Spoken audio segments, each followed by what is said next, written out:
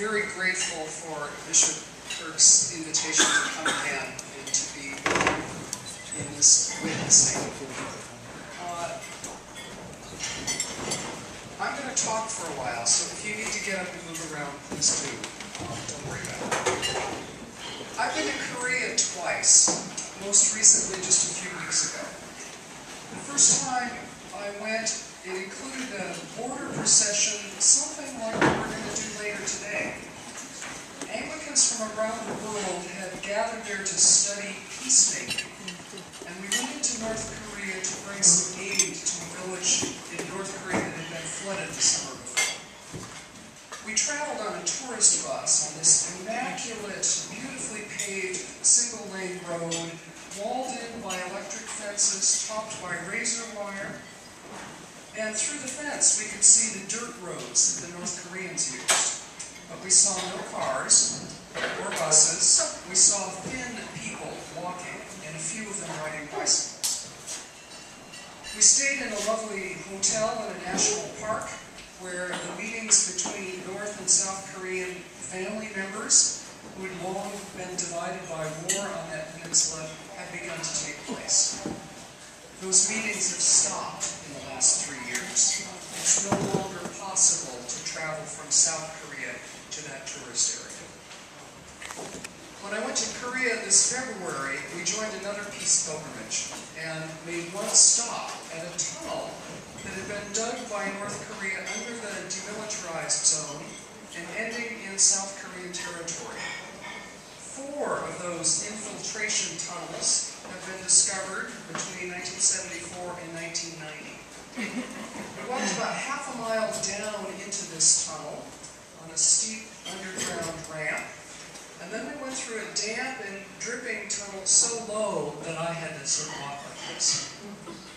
We went several hundred yards until we met a solid steel door with a little window in it, like the windows in prison isolation cells.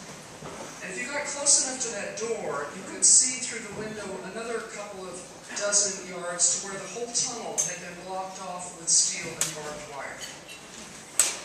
This whole tunnel is reportedly big enough that it would have allowed passage of a couple of thousand troops per hour. I continue to meditate on that border and what it represents. There's a kind of fascination that emanates from North Korea, both desiring and rejecting what lies to the south. There's an equal hunger coming from the south, both to tear down the wall and to replace the regime to the north. Families on both sides pine for relatives they hardly remember or have never met.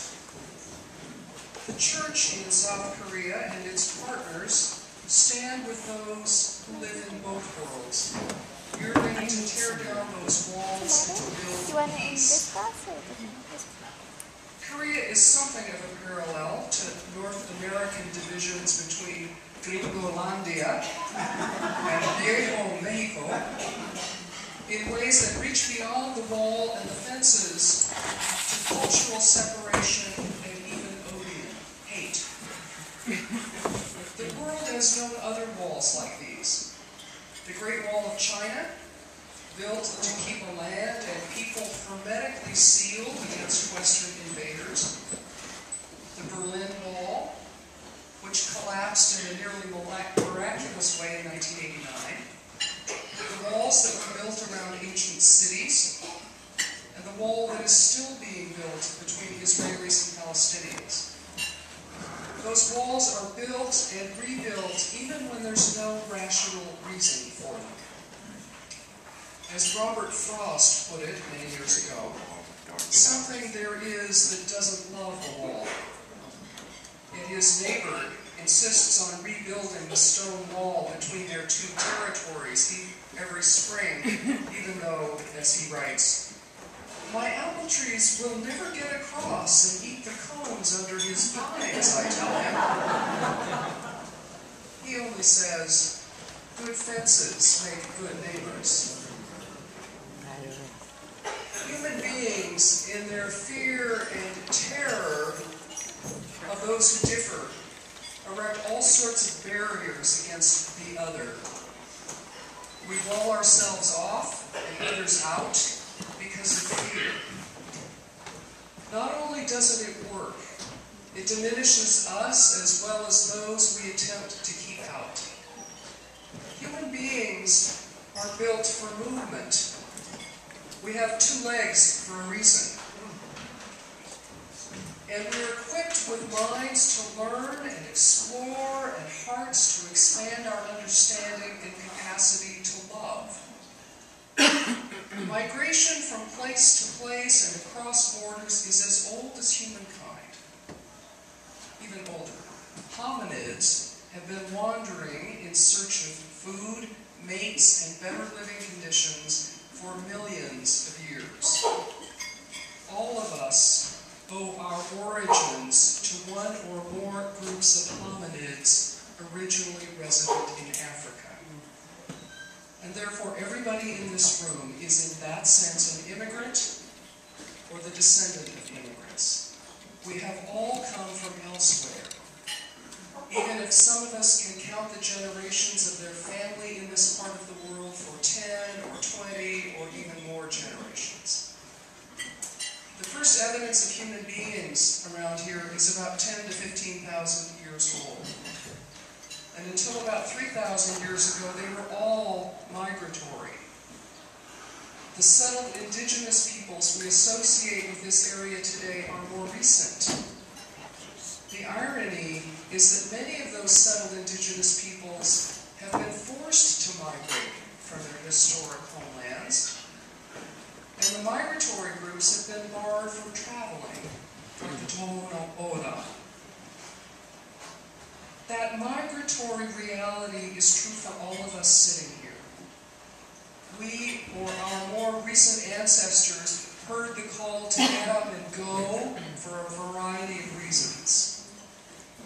Famine in Ireland, war in Sudan, love for a foreigner, the lure of gold, the slave trade, or for Moses and others like him, a word from God to go and help people flee from injustice.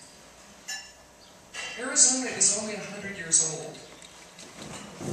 Yet the stories about where her residents have come from and why could not be told in an entire year. There's an enormous irony in an upstart collection of newcomers trying to outlaw a certain kind of migration. Amen. Our story as people of the book has everything to do with migration. Adam and Eve started the wandering when they left their beautiful garden, which the Bible locates somewhere in Western Asia. Their descendants kept moving around, trying to make a living from the land. Abram emerges from Ur, which is probably down in Mesopotamia. He answers a call to leave home. He migrates to Canaan. Famine sends him and Sarai to Egypt, but Pharaoh eventually evicts them and sends them packing. They move on again back to Canaan, but Abram and his nephew Lot start competing for grazing land. They divide the territory and build some of those neighborly stone fences to keep their flocks apart.